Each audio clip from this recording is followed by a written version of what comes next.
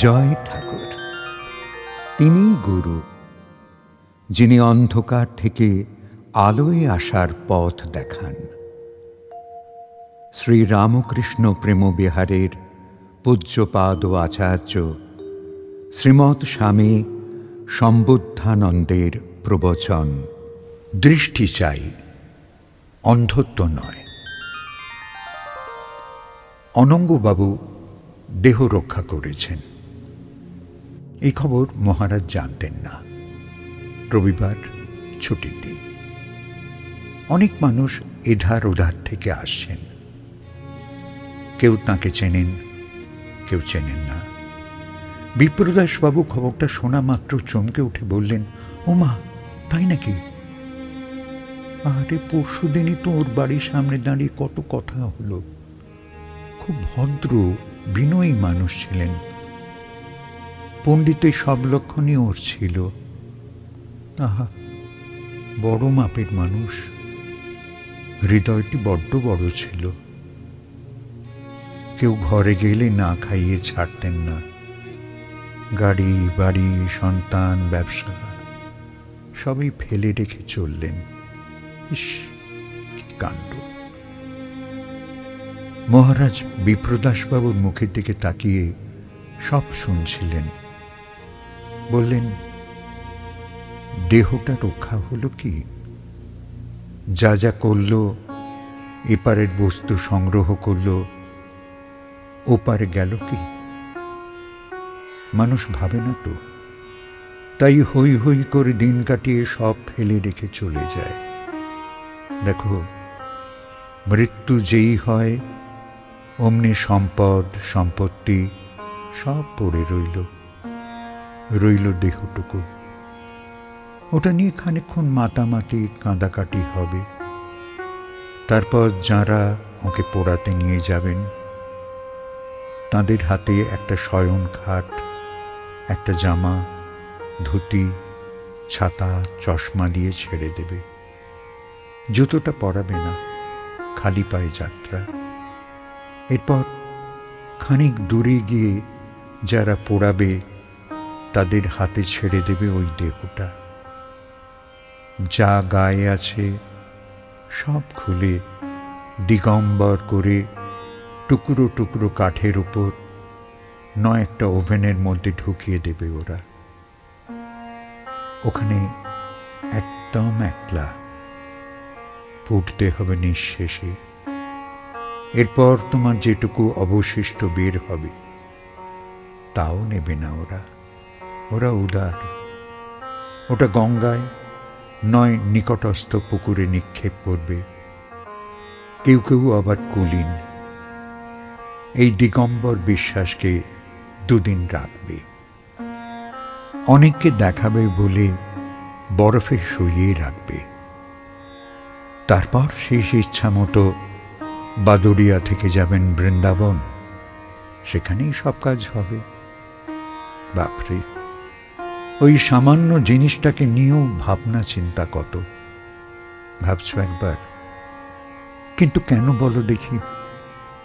মানুষ যখন এদিকের থেকে নিজের অস্তিত্ব সংবরণ করে, তখন সেই অস্তিত্ব নিশ্চয়ই কোথাও যায়।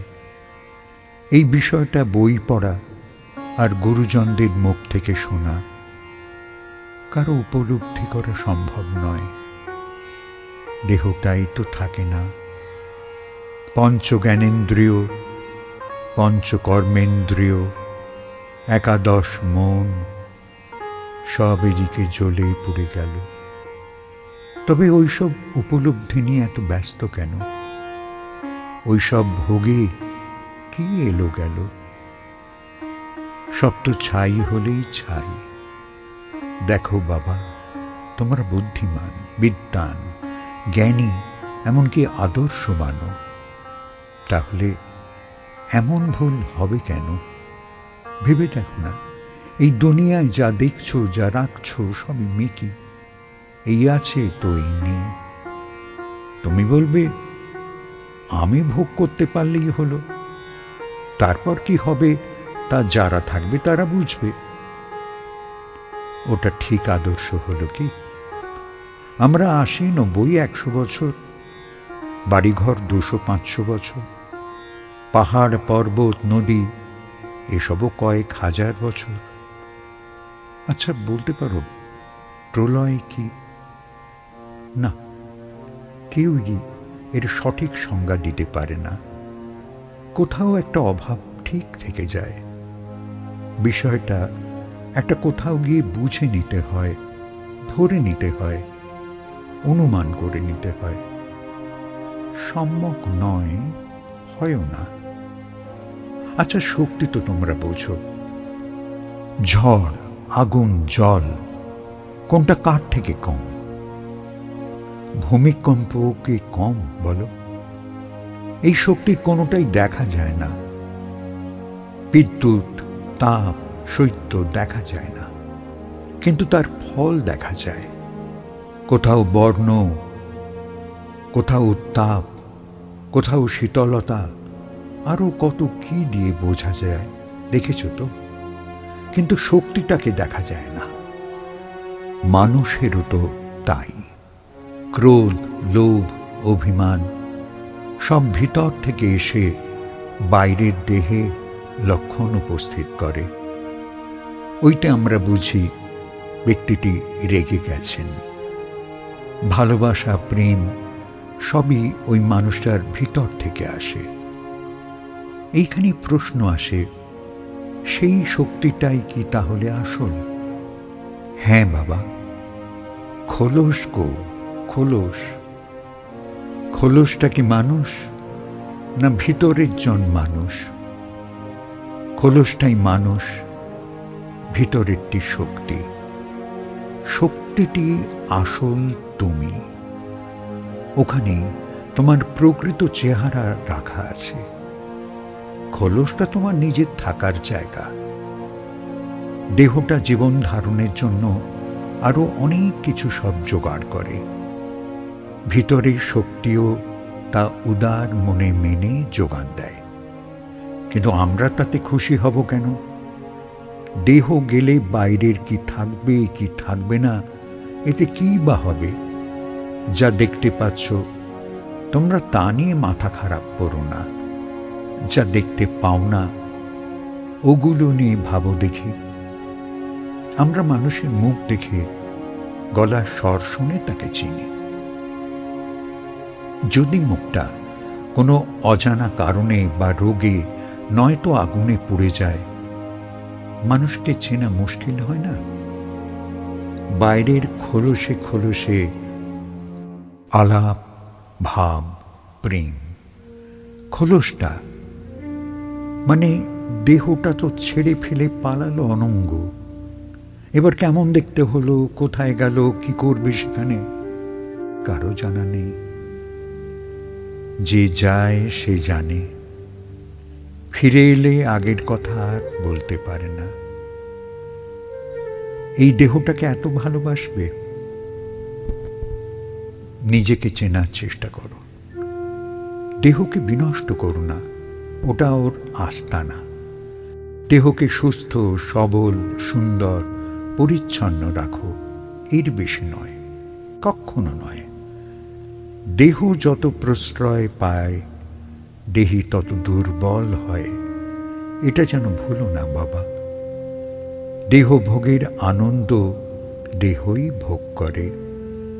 নির্মল অতীন্দ্রিয় আনন্দ আমাদের ভেতরের শক্তিটি ভোগ করে। যেন আমাকে অনেকে এসে বলে ঈশ্বর মানি না।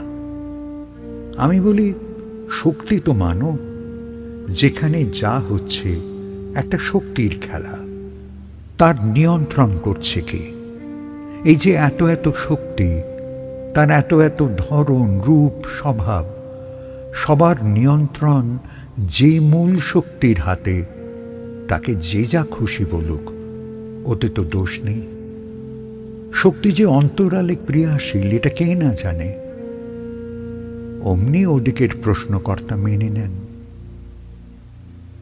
বিবাদ নাম রূপ নিয়ে।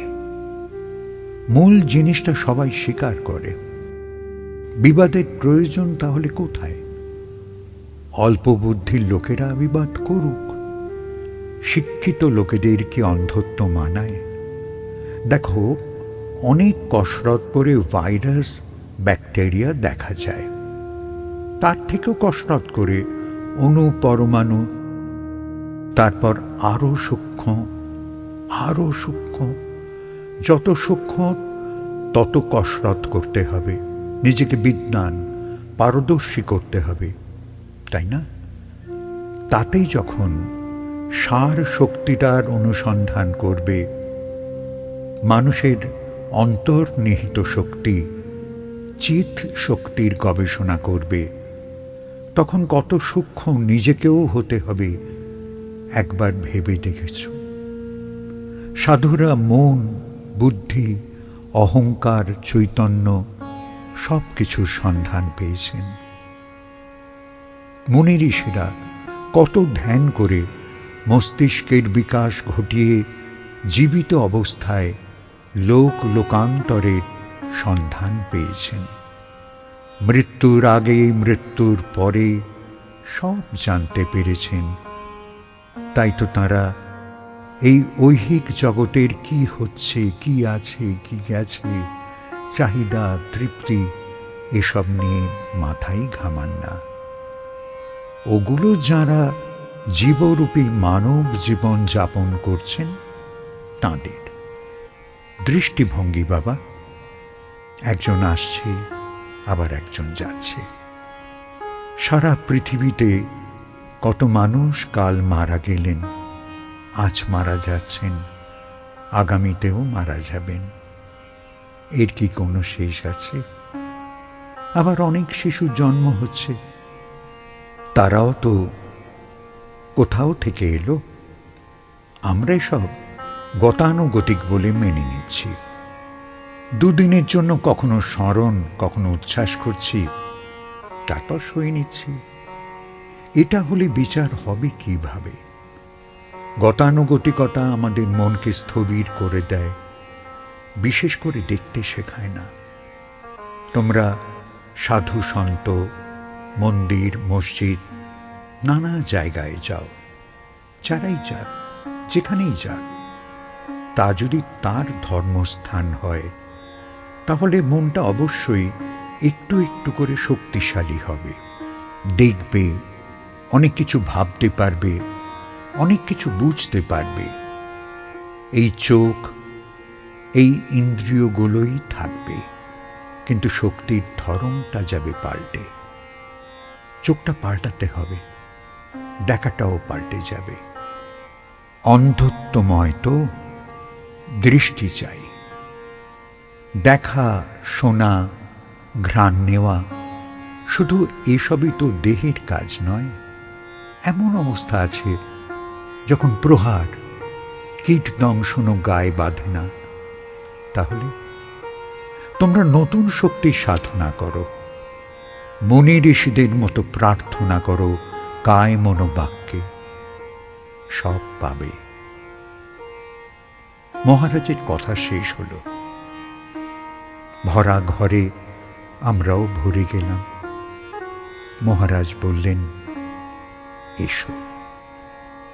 বিপ্রদাসবাবু বললেন, মহারাজ, এত তাড়াতাড়ি?